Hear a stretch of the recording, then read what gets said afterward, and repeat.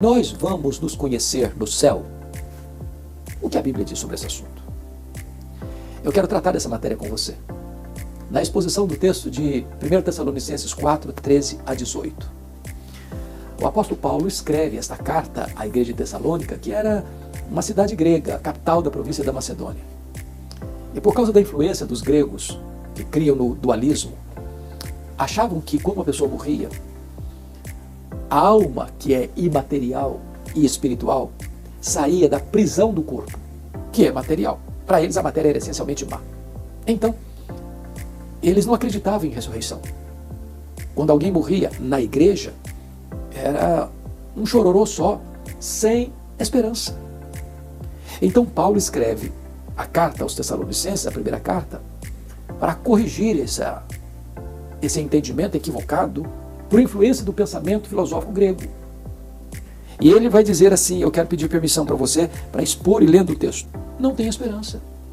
Eles acham que morreu, acabou. Outros acham que morreu, está condenado. O que é que nós devemos crer acerca deste assunto? Bom, primeiramente Paulo usa aqui uma figura para a morte, que é dormir. Não queremos que sejais ignorantes com respeito aos que dormem. Isso é uma metáfora, isso é uma figura de linguagem. Talvez aqui até um eufemismo, aliviando a ideia de morte. Por que a ideia de dormir? Para trazer-nos à memória duas coisas. Primeiro, quem dorme, descansa. Morrer para um cristão é descansar das suas fadigas. Apocalipse 14, 13. Segundo, quem dorme vai acordar. Porque se não acorda, não dormiu, morreu. Então Paulo está dizendo que a morte não é o ponto final da vida. Que não se encerra a vida com a morte. Morre o corpo. Mas a alma é imortal. Morre o corpo e o corpo é sepultado. Mas esse corpo físico que foi sepultado vai ressuscitar quando Jesus voltar. Então, a linguagem é dormir. As perguntas que eu mais escuto, como disse lá no tema, será que então nós vamos nos conhecer no céu? E a resposta é um sonoro sim, é claro que vamos nos conhecer no céu. O céu não é retrocesso, é glorificação. Aqui nós nos conhecemos parcialmente, lá conheceremos como também somos conhecidos, está lá em 1 Coríntios capítulo 13. Aqui nós temos um conhecimento limitado, lá teremos um conhecimento ampliado. Por exemplo, os gregos diziam assim, conhece-te a ti mesmo. Impossível os gregos pensarem assim, porque me permita essa pergunta. Você se conhece? Eu vou lhe dizer que você, como dizia Alex Carrel no seu livro O Homem e Esse Desconhecido, você não se conhece. Eu não me conheço. Eu tomo cada susto e sou surpreendido por mim mesmo. Ao falar determinadas coisas, ou a pensar determinadas outras coisas, que nem são compatíveis com o que eu creio. Se eu perguntar, por exemplo, uma mulher que tem 50 anos de casada, você conhece o seu marido? Ela vai responder assim, bom, eu estou conhecendo. Se eu perguntar para o marido, ele vai responder, estou começando a conhecer. Mas, lá no céu, a nossa limitação de conhecimento não vai existir. Nós vamos conhecer como também somos conhecidos. Só para pensar, você já se imaginou convivendo com alguém por toda a eternidade sem saber quem ela é? Não faz sentido. O que não vai ter no céu é a chamada família nuclear. Por exemplo, aqui nós somos pai, mãe, filhos. Né? Os outros são parentes. Lá no céu nós não vamos ser pai, mãe, filhos. Lá no céu nós não vamos ter a relação no mesmo nível que temos aqui, de você amar mais quem foi seu pai, sua mãe, seus filhos, seu cônjuge, porque você vai amar Abraão, Isaac e Jacó. Outra coisa, lá no céu não vai ter casamento. Casamento é para aqui. Aproveita, porque depois não tem mais. Alguém diz assim, ufa, também, já dá tempo, né? Ah, que pena, podia durar a eternidade inteira. Não vai durar. Não vai durar. Casamento é só para aqui. Mas nós vamos ser uma só família, lavada, remida no sangue do Cordeiro. Outra coisa, nós lá no céu vamos ter um corpo novo. Vai ter continuidade e descontinuidade. No sentido de que não seremos outra pessoa, mas teremos um corpo semelhante ao corpo da glória do Senhor Jesus. Um corpo imortal, incorruptível, poderoso, glorioso, espiritual, celestial. Esse corpo não vai ficar doente, não vai ter defeito físico, não fica velho, não fica cansado, não fica senil. Este corpo da glória não vai brigar nem com o espelho, nem com a balança. Esse vai ser um corpo perfeito. E nós vamos conviver, nós vamos nos relacionar, nós vamos trabalhar, nós vamos reinar com Cristo. Essa é a verdade posta nas Escrituras. Nós não caminhamos para um ocaso triste, nós caminhamos para a manhã gloriosa da glorificação. Se Jesus voltar antes de morrermos, os mortos ressuscitam primeiro, depois nós, os vivos, os que ficarmos, seremos transformados e arrebatados para encontrar o Senhor Jesus nos ares, e assim estaremos para sempre com o Senhor. De filosofia do grupo A, do grupo B, da corrente A, da corrente B, eu estou falando que isto é revelação de Deus. É Deus quem revela estas verdades para nós. Não é para você ficar sem esperança no mundo, como aqueles que estão alheios à família de Deus. Você deve nutrir sua alma com esta viva esperança. Então esse é o primeiro ponto que eu quero chamar a sua atenção, é que estas verdades que estamos pondo é revelação de Deus. A segunda verdade que Paulo traz aqui é sobre a palavra. Ele voltará. E como ele voltará? Primeiro, ele voltará pessoalmente. Está lá em Atos 1:11. Assim como vocês o viram subir, assim também ele voltará entre nuvens. Ele não vai mandar um embaixador, não vai ser um querubim, não vai ser um arcanjo, não vai ser um anjo, não vai ser um serafim, não vai ser um representante. Ele pessoalmente voltará. Voltará. Segundo, ele voltará visivelmente. Está aí Apocalipse 1, versículo 7. Todo olho verá, até aqueles que o traspassaram. Em outras palavras, a segunda vinda de Cristo vai ser o acontecimento mais público da história. As pessoas de todos os lugares hão de vê-lo na sua glória. Para uns vai ser de manhã, para outros vai ser meio-dia, para outros vai ser à tarde, para outros vai ser à noite, em virtude do fuso horário do mundo, mas todos o verão. Certamente. Até aqueles que o traspassaram, ou seja, aqueles que zombaram de Cristo, aqueles que escarneceram dele, cuspiram no seu rosto, esbordoaram sua cabeça, vão ter que ressuscitar. E quando Jesus voltar, vão ter que ver a sua glória, a sua majestade, e vão ter que lamentar.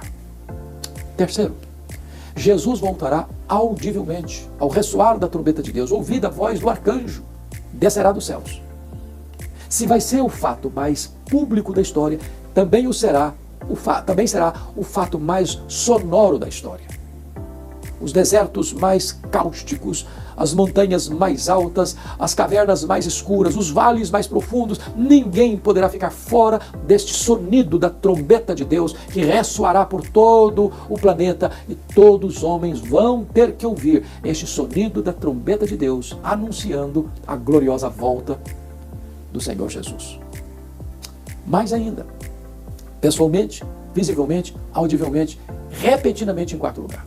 A Bíblia diz que vai ser como um relâmpago que risca os céus, no Oriente ou Ocidente. O apóstolo Paulo diz que vai ser num momento. E a palavra momento no grego é átomos. De onde vem a nossa palavra átomo? Como que um abrir e fechar de olhos, um piscar de olhos. Essa palavra era usada, por exemplo, para esse faiscar da estrela, o dardejar da cauda de um peixe, e o abrir e fechar de olhos. Você já percebeu que você abre e fecha os olhos automaticamente? Alguém já contou quantas vezes você abre e fecha os olhos por dia? Vai ser com essa rapidez que Jesus voltará. Em outras palavras, não dá para se preparar no último dia. Ou você está preparado, ou aquele dia será dia de trevas para você. Como aquelas 10 virgens que, ao ouvir a voz do noivo, se desesperaram porque estavam vestidas como virgens, elas tinham lâmpadas como se fossem virgens prudentes, mas não tinha azeite nas suas lâmpadas e agora não dá mais tempo para se preparar. Quinto lugar, ele voltará pessoalmente, visivelmente, audivelmente, repentinamente, mas em quinto lugar, ele voltará também inadvertidamente, surpreendentemente, sem aviso prévio, sem anúncio imediato. Vai ser como um ladrão que chega sem mandar um telegrama, um WhatsApp, uma carta, uma mensagem. Tal dia eu estou na sua casa. Não, ele chega inesperadamente. A segunda vinda de Jesus, em quinto lugar, será inesperada. Os homens não estarão aguardando. Sabe o que significa isso? Vai ser um dia comum, um dia normal. Como você levanta todo dia, leva os filhos para a escola, pega a filha da escola, vai trabalhar, vai viajar, vai passear, vai ficar em casa, não importa. Esse dia não vai ser um dia óbvio. Então, prepare-se. Sexto lugar, a segunda vinda de Cristo será também inescapável. Está lá em 1 Tessalonicenses, segunda carta de Tessalonicenses, primeira carta capítulo 5, melhor dizendo, primeira carta de Paulo aos Tessalonicenses capítulo 5. Ou seja, é como uma mulher grávida que está para dar à luz. Ninguém pode cancelar a segunda vinda de Cristo. Nenhuma corte, por mais egrégia que ela seja, ela pode tomar uma decisão agora, estamos cancelando a segunda vinda de Cristo, ele não voltará mais. Não, ninguém tem autoridade de mexer nessa agenda que é da economia, da soberania exclusiva de Deus. Ele voltará. Mas em sétimo lugar, ele voltará vitoriosamente. Ele vem como Rei dos Reis, como Senhor dos Senhores, como juiz de vivos e de mortos. Ele vem para sentar-se no trono. Ele vem para colocar todos os seus inimigos debaixo dos seus pés. Ele vem para julgar as nações. Ele vem para lançar os que o rejeitaram no lago do fogo. E ele vai lançar lá o anticristo, o falso profeta, o diabo, a morte, o inferno e todos aqueles cujos nomes não estão escritos no livro da vida. E ele vai então transmitir este reino ao Deus e Pai, para que ele seja tudo em todos e reinará para sempre, sempre com a sua noiva, a sua igreja. Então, nós podemos ter esperança que vamos conhecer no céu, porque Jesus voltará para buscar a sua noiva, a sua igreja. Mas há uma terceira verdade que eu quero destacar nesse texto. A ressurreição dos mortos acontecerá quando? Quando Jesus voltar. Quando Jesus voltar. Está lá em João 5, 28 e 29, que todos ouvirão a sua voz e sairão dos túmulos, uns para a ressurreição da vida, outros para a ressurreição do juízo. Então, quando Jesus voltar, primeiro, e como ele está falando para a igreja, está falando dos salvos, dos santos, dos que creram nele. Então, os mortos em Cristo ressuscitarão primeiro, os que dormiram em Cristo ressuscitarão primeiro. Primeiro em relação a quem? Aos outros mortos ímpios? Não. Todos vão ressuscitar na mesma hora. Agora, primeiro em relação aos que estiverem vivos. Só depois que os mortos ressuscitarem, é que os que estiverem vivos ainda, no caso dos salvos, serão transformados e arrebatados para encontrar o Senhor Jesus nos ares. Então, a grande pergunta é como esses mortos vão ressuscitar. Quais serão as marcas deste novo corpo? E Paulo, escrevendo aos Coríntios, que também era uma capital de outra província, não da Macedônia, mas da Caia, que também era uma cidade grega, influenciada também pelo pensamento grego, precisa esclarecer aqueles crentes que os mortos vão ressuscitar. E como vão ressuscitar? No capítulo 15 da sua primeira carta aos Coríntios, a partir do verso 34 até o verso 50, Paulo vai mostrar quais são as características desse corpo. Ele usa algumas metáforas. Primeiro, ele usa a metáfora da semente.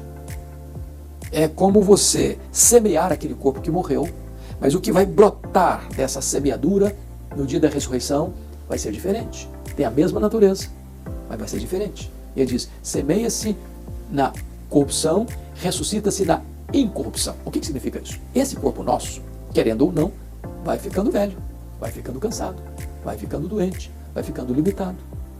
Porém, o corpo que receberemos na ressurreição não fica velho, não fica cansado, não tem defeito físico, não tem problema com o espelho, não tem problema com a balança. Vai ser um corpo perfeito.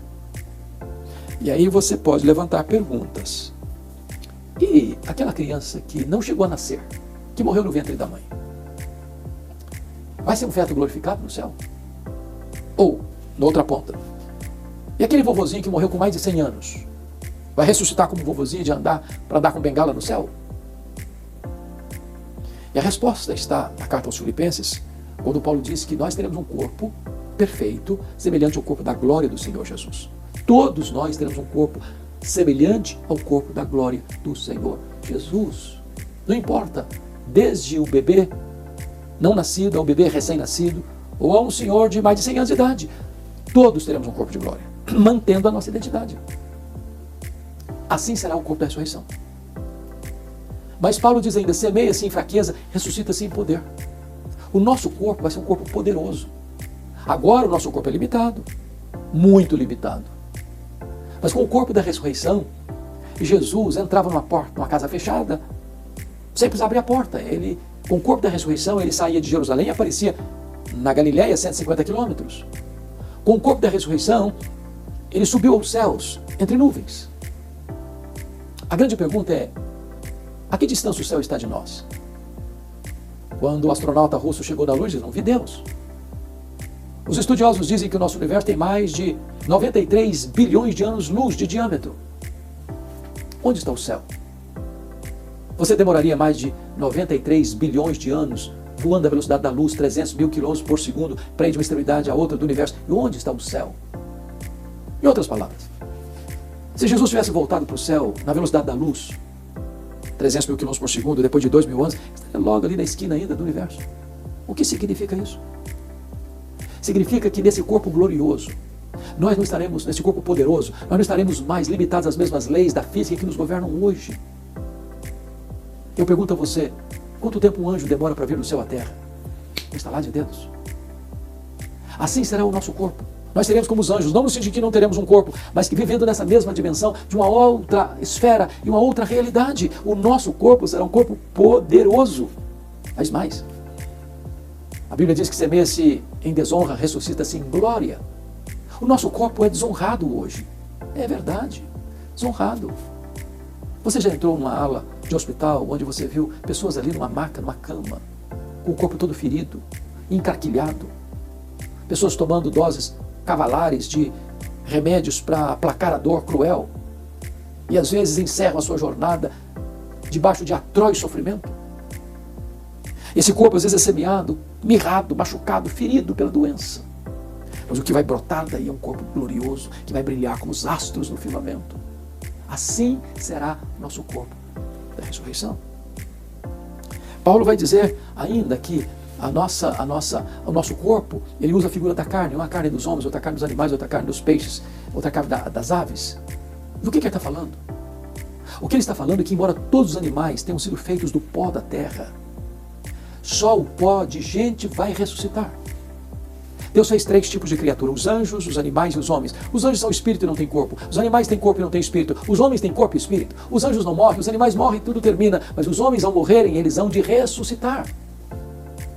E não importa se na mesma cova tem pó de animal terrestre, tem pó de animais voláteis, tem pó de animais marinhos. O que importa é que se tem pó de gente, o que vai ressuscitar é pó de gente. Porque só nós fomos criados à imagem e à semelhança de Deus. Paulo conclui essas metáforas dizendo que o corpo da ressurreição é como astros. Um é a glória do sol, outra é a glória da lua, outra é a glória das estrelas. Até entre estrela e estrelas há diferente resplendor. Assim também é a ressurreição do corpo. Ora, talvez Paulo esteja tratando aqui do que nós chamamos de galardões. É claro que todos vão brilhar, mas talvez nem todos vão brilhar com a mesma intensidade. Lá em Daniel capítulo 12 diz que aqueles que a muitos conduzirem à justiça brilharão como o sol no seu fulgor. Oh, como vai ser glorioso esse corpo. Oh, como vai ser glorioso esse dia. Oh, como vai ser gloriosa a morada celestial. E nós estaremos lá, os remidos e lavados no sangue do Cordeiro, e vamos nos conhecer. Seremos um só povo, uma só família, um só rebanho, uma só igreja, uma só noiva, uma só nova Jerusalém. Estaremos para sempre com o Senhor. Então, nesse dia que Jesus voltar, os mortos ressuscitam, aquela alma que já está lá no céu com Cristo, reinando com Ele, volta com Ele, aquele corpo que foi semeado e sepultado, ressuscita de forma incorruptível, imortal, poderosa, gloriosa, mente, e então esse corpo se une àquela alma que vem do céu, e agora está completo, corpo e alma glorificados. Os vivos então são transformados e arrebatados para encontrar o Senhor Jesus nos ares, e assim todos nós seremos arrebatados para encontrar o Senhor Jesus nos ares, e assim estaremos para sempre com o Senhor. Paulo começa no versículo 13 dizendo que tinha desesperança. Não quero que vocês viam como os demais que não têm esperança. Mas ele conclui, depois de instruir os crentes, assim, versículo 18, consolai-vos, pois, uns aos outros, com estas palavras. A verdade de Deus consola. A esperança cristã consola. O céu consola. Porque lá estaremos para sempre com o Senhor. Sem choro, sem luto, sem dor, sem nada contaminado. Quando nós o serviremos e reinaremos com Ele pelos séculos sem fim, conhecendo-nos uns aos outros, conhecendo ao Senhor, glorificando a Ele e desfrutando da bem-aventurança eterna.